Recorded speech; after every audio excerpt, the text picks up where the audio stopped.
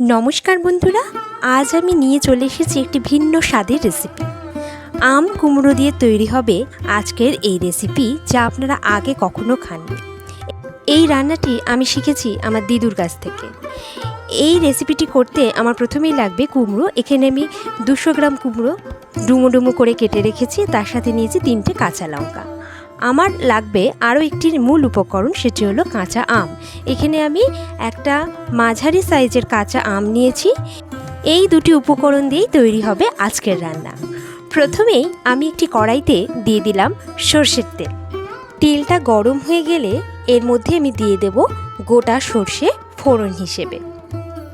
সর্ষেটা দেওয়ার পর এর মধ্যে আমি দিয়ে দিচ্ছি 2টো চেরা কাঁচা লঙ্কা। এবার আমি এর মধ্যে দিয়ে দেব সেই কেটে রাখা কুমড়ো আর চেরা কাঁচা লঙ্কা। ভালো করে কুমড়োটাকে নেড়ে নিচ্ছি। এর মধ্যে দিয়ে দিলাম সামান্য পরিমাণে নুন দিয়ে ভালো করে কুমড়োটাকে নেড়ে নিচ্ছি এবং হালকা করে কুমড়োটাকে ভেজে নেব, দেখব যাতে বেশি গলে না যায়। কুমড়োটা ভাজা হয়ে গেছে। এবার আমি এর মধ্যে দিয়ে দিচ্ছি কেটে রাখা আমটা দিয়ে আবারও ভালো করে নেড়ে নেব। এর মধ্যে আমি আবারও দিয়ে দিলাম সামান্য পরিমাণে নুন। ভালো করে মিশিয়ে নিচ্ছি। ভালো করে আম আর কুমড়োটা একসাথে ভেজে নেব। এইবার আমি এর মধ্যে দিয়ে দেব এর মূল উপকরণ, সেটি হলো সর্ষে বাটা।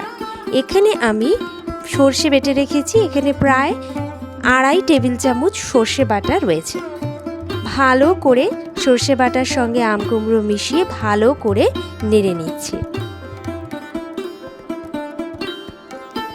ভালো করে কষানো হয়ে গেছে। এবার আমি এর মধ্যে দিয়ে দিলাম সামান্য পরিমাণ হলুদ গুঁড়ো দিয়ে আবারও মশলাটাকে ভালো করে নেড়ে নিলাম। ভালো করে কষানো হয়ে গেছে। এবার আমি এর মধ্যে দিয়ে দেব পরিমাণ মতো জল। এখানে আমি জলটা একটু বেশি পরিমাণে দিলাম, যাতে আম আর কুমড়োটা এর মধ্যে সিদ্ধ হয়ে যায় এবং জলটাও শুকিয়ে আসে। ভালো করে জলটা দিয়ে নেড়ে নিলাম। এবার এটাকে বেশ কিছুক্ষণ, প্রায় 10 মিনিট আমি এটাকে মাঝারি আঁচে ফুটিয়েছি। এর মধ্যে দিয়ে দিলাম আবারও সামান্য পরিমাণ নুন। আপনারা আপনাদের পরিমাণ অনুযায়ী দেবেন। নুন দিয়ে ভালো করে আবার নেড়ে নিলাম। এইভাবে আমি 10 মিনিট ঝোলটাকে ফুটিয়েছি। দেখুন ঝোলটা কতটা কমে এসেছে।